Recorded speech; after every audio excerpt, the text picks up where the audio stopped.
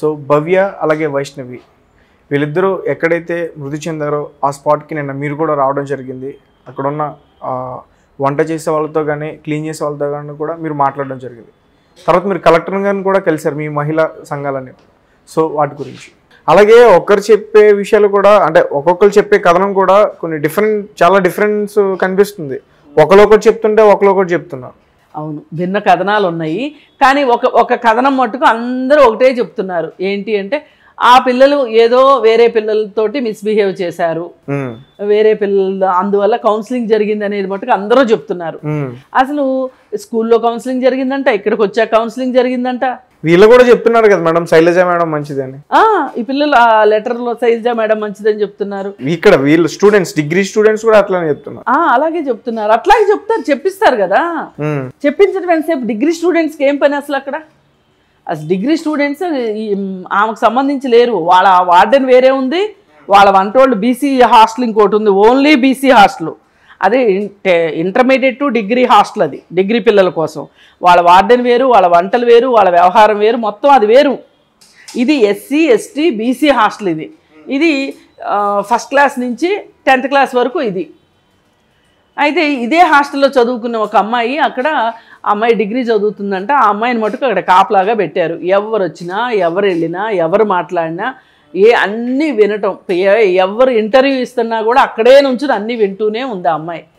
ఆ అమ్మాయి అంతా అడగకపోయినా కానీ చెప్తుంది. ఏంటి, ఆ రూమ్లో బంకర్ బెడ్స్ చూపించి, ఆ 2 బెడ్స్లో వాళ్ళు ఉంటారు వాళ్ళండి, కానీ వాళ్ళిద్దరు ఒక బెడ్ మీదే పడుకుంటారండి. అసలు మనం అడగలేదు కదా అది. అంటే అలాంటి ఒక కథని సృష్టించేశారు.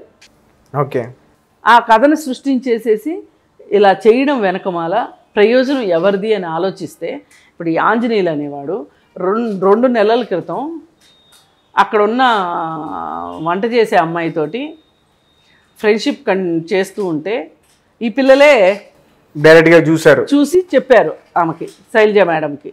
చెప్తే శైలజ మేడం ఏం చేసిందంటే ఇద్దరిని పనిలోంచి తీసేసింది అనుకోండి, అది పర్ఫెక్ట్. ఆమెను తీసేసి ఆంజనేయులు ఉంచింది. అంటే ఆంజనేయులు ఆవిడకి చాలా నమ్మిన బంటు లాంటివాడు. ఆమె చేసుకునే అక్రమాలకి ఇతను అండదండగా ఉంటాడు. ఇది వాస్తవం. లేకపోతే ఒక ఆరోపణ వచ్చినప్పుడు ఇద్దరు కలిస్తేనే కదా అది తప్పో ఒప్పో జరిగేది. సంబంధము అంటే ఇద్దరు కలిగి ఉన్నట్టు కదా అక్కడ సంబంధము. మరి ఆ పరిస్థితుల్లో ఎట్లా ఆంజనేయులు ఉంచేసేసి ఆ అమ్మాయిని తీసేస్తారు? సరే, ఆ అమ్మాయిని తీసేశారు, ఇంకో అమ్మాయిని తీసుకొచ్చి పెట్టారు వంటకి. ఈ అమ్మాయితో కూడా సంబంధం మొదలుపెట్టేశాడు. అది ఈ పిల్లలు చూశారు. చూసి వీళ్ళు శైలజ మేడంకి చెప్పారు. ఇంకా శైలజ మేడం ప్లాన్ వేసింది, వీళ్ళిద్దరిని ఈ హాస్టల్ నుంచి ఎట్లా పంపించారు. మామూలుగా పంపించేసేస్తే కష్టం, అందుకని చెప్పి ఏదో ఒక కథ సృష్టించి వాళ్ళు మంచి పిల్లలు కాదు అని సృష్టించడానికి అనువుగా 7th క్లాస్ పిల్లలతోటి కంప్లైంట్ ఇప్పించటం,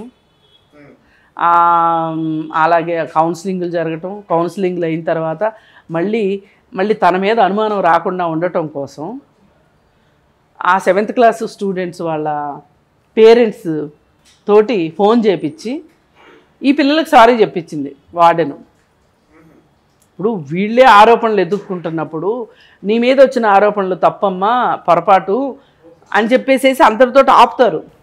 వాళ్ళ పేరెంట్స్ తోటి ఈ అమ్మాయికి సారీ ఎందుకు చెప్పించారు అంటే వార్డెన్ మేడం మంచిది అని డంకా మోగించుకుంటానికే కదా. అయిపోయింది. అది అయిపోయిన తర్వాత వీళ్ళు చనిపోయారు. వాళ్ళ ఒంటి మీద కూడా చాలా గాయాలు ఉన్నాయి. దానికి ఇప్పుడు పోలీసుల దగ్గర నుంచి చాలా మంచి సస్పెన్స్ స్టోరీ చెప్తున్నారు వాళ్ళు. వెళ్ళగానే అదే ఆత్మహత్య అండి, లెటర్ కూడా రాసింది కదండి, ఒంటి మీద గాయాలు లేవండి, వాళ్ళు చెప్తుంది 3 ముక్కలు. వాళ్ళకి అలా స్క్రిప్ట్ రెడీ అయిపోయింది అనమాట. అది అయిపోయిన తర్వాత ఏసీపీని కలిసాం. ఏసీపీని మేము కొంచెం డీటెయిల్డ్గా మాట్లాడాం, ఎందుకంటే ఆయన కూడా కొంచెం ఒక స్థాయి ఉన్న ఆఫీసర్ కాబట్టి మాట్లాడాం. అసలు ఆ ప్రాపర్టీస్ అట్లా ఓపెన్గా ఎందుకు పెట్టారు? అవును, పెట్టదు కదా, అది పెట్టకూడదు కదా. పైగా ఆ ప్రాపర్టీస్ని చూస్తే కూడా ఎట్లా ఉన్నాయంటే దానిలో చాక్లెట్లు, చాక్లెట్ పేపర్లు, బాడీ స్ప్రేలు, అలాగే ఐస్ క్రీము కప్పులు అవన్నీ పెట్టున్నాయి. అసలు అవన్నీ ఉన్నాయి అంటే అసలు హాస్టల్ పిల్లలు ఎంత లగ్జరీ లైఫ్లో ఉన్నారు అని ప్రపంచానికి చాటి చెప్పాలనుకున్నారా వీళ్ళు? అసలు వీళ్ళకి అవన్నీ ఎక్కడి నుంచి వస్తున్నాయి? వాళ్ళకి అవన్నీ ఉంటే హాస్టల్ వార్డెన్ ఎందుకు చూసుకోలేదు? ఇది కదా ప్రశ్న. హాస్టల్ వార్డెన్ మీద కూడా ఇష్టం వచ్చినట్టు కావాలనే చేశారు ఇవన్నీ. ఆ పిల్లలు ఇద్దరు మంచి పిల్లలు కాదు, వాళ్ళు నిజంగా ఇవాళ హింసకి గురై చనిపోయారు. బాధితులు వాళ్ళు, బాధితులనే బాధ్యుల్ని చేసే యంత్రాంగం అక్కడ తయారైపోయింది. అసలు ఈ పిల్లలకి అన్ని చాక్లెట్లు, ఇప్పుడు వాళ్ళు చూస్తే పేదవాళ్ళు, అన్ని చాక్లెట్లు ఎక్కడి నుంచి వస్తున్నాయి, ఎలా వస్తున్నాయి? ఉండాలి కదా. అందుకని ఇది మొత్తం కావాలని ఒక స్టోరీ అల్లినట్లుగా ఉంది. సరే, ఏసీపీని మేము ఈ ప్రశ్నలన్నీ అడిగితే ఆయన దగ్గర నుంచి కూడా మాకు సంతృప్తికరమైన సమాధానాలు రాలేదు. మీకేమైనా రాజకీయ ఒత్తిళ్ళు ఉన్నాయా అండి అంటే ఆయన ఏమి సమాధానం చెప్పలేదు. ఇక ఆ తర్వాత కలెక్టర్ని కలిసాము. ఏదేమైనప్పటికీ కలెక్టర్ చాలా సహృదయంతో, చాలా ఆర్ద్ర హృదయంతో మమ్మల్ని రిసీవ్ చేసుకున్నాడు. చాలాసేపు మాట్లాడాడు. మేము చెప్పే పాయింట్లన్నీ ఆయన ఓపికగా రాసుకున్నాడు. మిగతా వాళ్ళు ఎవ్వరూ రాసుకోవటానికి కానీ మేము చెప్తే వినటానికి కూడా సిద్ధంగా లేని పోలీసులని కూడా చూసాము. ఆయన దగ్గరికి వెళ్ళిన తర్వాత మటుకు ఈ కేసుని ఒక కొలిక్కి తీసుకురాగలుగుతాడు అనిపించింది ఆయన చేతిలో ఉన్నంత వరకు. అలాంటి నమ్మకాన్ని కలిగించాడు ఆయన. నేను మర్చిపోలేకపోతున్నాను, నన్ను బాగా వెంటాడుతుంది. 3వ తరగతి నుంచి అక్కడే చదువుకున్న పిల్లలు, 10th క్లాస్ దాకా అక్కడ చదువుకుని చక్కగా పరీక్షలు రాసి బయటికి వెళ్ళాల్సిన పిల్లలు, 2 నెలలు ఉంటే పరీక్షలు అయిపోయేది, 10th క్లాస్ అయిపోయేది. అలాంటి పిల్లలు ఇలా అవ్వడం ఏంటి అని ఆయన చాలా బాధగా మాట్లాడాడు. నిన్న పొద్దున వార్డెన్స్ మీటింగ్ అంతా చేశారు. ఆ వార్డెన్ మీటింగ్లో కూడా ఆవిడ ఆంజనేయులు తప్పేమీ లేదు, ఆంజనేయులు చాలా మంచివాడు అని సర్టిఫికెట్ ఇచ్చిందంట. అయితే వాళ్ళు మట్టుకు ఇక్కడ ఏదో సంథింగ్ రాంగ్ నడుస్తుంది అని ఆవిడని ఇమ్మీడియట్గా సస్పెండ్ చేస్తారు. నిన్న ఆమె సస్పెండ్ అయిపోయింది. కానీ సస్పెండ్ చేయటం కాకుండా ఇప్పుడు ఈ కేసు మొత్తం అనుమానాస్పద కేసుగా మరణంగా నమోదైంది. అలా కాకుండా ఇప్పుడు వాళ్ళు ఆత్మహత్య చేసుకున్నారు. ఆత్మహత్యకి దారి తీసిన పరిస్థితులు ఏంటి, ఆ పరిస్థితులకి ఎవరు కారణాలు ఏంటి, ఇవన్నీ కూడా ఇన్వెస్టిగేషన్ చేయాల్సిన బాధ్యత పోలీసుల మీద ఉంది. అది చెయ్యాలి. అది చెయ్యకపోతే ఈ కేసు చిక్కుముడి వేడదు. ఇది కూడా ఇంకొక ఆయేషా మేరా కేసు లాగా అయిపోతుంది తప్పితే ఏది ప్రభుత్వాలకు చిత్తశుద్ధి ఉంటే. ఇప్పుడు మనం ఇందాక నుంచి మాట్లాడుకున్న విషయాలన్నీ పాత ప్రభుత్వం చేసిన చెత్త. అదంతా పాత ప్రభుత్వం, 10 సంవత్సరాల పాత ప్రభుత్వం, కేసీఆర్ ప్రభుత్వం తీసుకున్న నిర్ణయాల వల్ల, సోషల్ వెల్ఫేర్ హాస్టల్స్ని పట్టించుకోకపోవటం వల్ల, వాటి మీద దృష్టి పెట్టకపోవటం వల్ల జరిగిన దారుణం ఇది. ఇప్పుడు వాళ్ళు చేయలేదు సరే, వాళ్ళు చెత్త అంతా వాళ్ళే వేశారు సరే, ఇప్పుడు అధికారంలోకి వీళ్ళు వచ్చారు కాబట్టి చెత్త అయితే క్లీన్ చేయాల్సిందే కదా. ఇలా చెత్త వేస్తే కుదరదు అని చెప్పవలసింది ఈ ప్రభుత్వమే కదా. అందుకే ఈ ప్రభుత్వం చర్యలు ఎలా ఉండబోతున్నాయి, అందుకే ప్రభుత్వాన్ని డిమాండ్ చేస్తున్నాము. సమగ్రమైన విచారణ జరిపించాలి. అలాగే అవసరం అనుకుంటే రీపోస్ట్ మార్టం అయినా చేయాల్సిందే. అసలు ఎల్లగానే పోలీసులు సింపుల్గా చెప్తున్న మాట ఏంటి, ఇది ఆత్మహత్య, ఒంటి మీద గాయాలు లేవు, సూసైడ్ లెటర్ ఉంది కాబట్టి ఇది ఆత్మహత్య అనేస్తున్నారు. ఇప్పుడు సూసైడ్ లెటరు వాళ్ళే రాసి ఉండొచ్చు, నేనేమి వాళ్ళు రాయలేదు అని కూడా నేను అనట్లేదు. ఇన్ని జాగ్రత్తలు తీసుకున్న వాళ్ళు ఈ చేతి వ్రాతకు సంబంధించిన గ్రాఫాలజిస్టులు వాళ్ళు ఉంటారు కదా, వాళ్ళ దగ్గరికి తీసుకెళ్ళి వీళ్ళు అవునా కాదా అని కూడా చేయించగలుగుతారు. అదేం పెద్ద కష్టమైన పని కాదు, వాళ్ళే రాసి ఉండొచ్చు. కానీ వాళ్ళు ఏమి భయపెడితే వాళ్ళు అలా లెటర్ రాశారు. ఎవరైనా చాలామంది అమ్మ సారీ, నాన్న సారీ, నేను మిమ్మల్ని వదిలిపెట్టి వెళ్ళిపోతున్నాను, నాకు బాధగా ఉంది, నేను ఈ ప్రపంచంలో నేను బాధలు తట్టుకోలేకపోతున్నాను, మీరు నా మీద ఎన్నో ఆశలు పెట్టుకున్నారు, ఇట్లాంటివి రాస్తారు ఎవరైనా. అంతేగాని మా వార్డెన్ మంచిది, మా వార్డెన్ మంచిది, అసలు వార్డెన్ గురించి అంత పాట ఎందుకు పాడతారు వాళ్ళు? అది ఇప్పుడు వివేకానంద రెడ్డి హత్య సమయంలో కూడా చేతివ్రాత ఆయనదే అంటున్నారు, ఆయనే రాసి ఉండొచ్చు కూడా.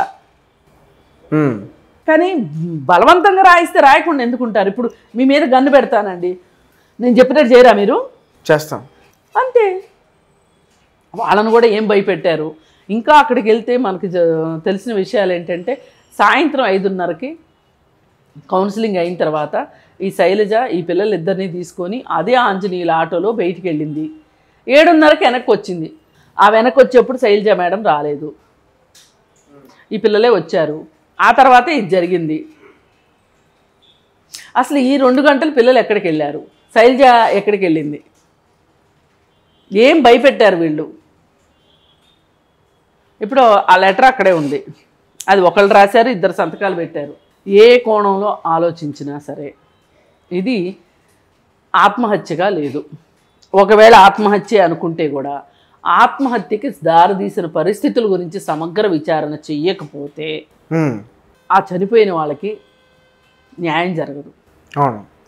ఇప్పుడు చనిపోయిన వాళ్ళకి న్యాయం అంటే ఏంటంటే, వాళ్ళు వచ్చి తిరిగి వస్తారా ఇలా మాట్లాడడం కాకుండా, ఇదే సోషల్ వెల్ఫేర్ హాస్టల్స్లో ఉండవలసిన, చదువుకోవలసిన అగత్యంలో ఉన్న పిల్లలు చాలామంది సమాజంలో ఉన్నారు.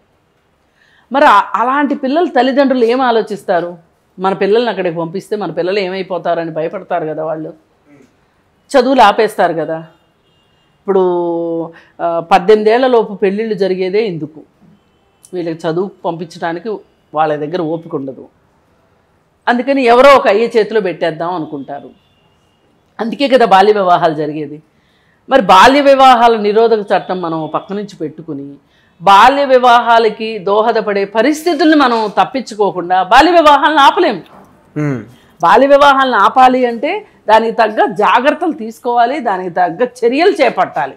అందుకోసం ఏంటి అంటే, వేరే పిల్లలు బలి అవ్వకుండా ఉండాలి అంటే ఈ సోషల్ వెల్ఫేర్ హాస్టల్స్లో ఈ పిల్లల మరణం తర్వాత అయినా సరే అసలు ఈ హాస్టల్స్లో ఏం జరుగుతుంది, అసలు ఏమి ప్రక్షాళన చేయాలి?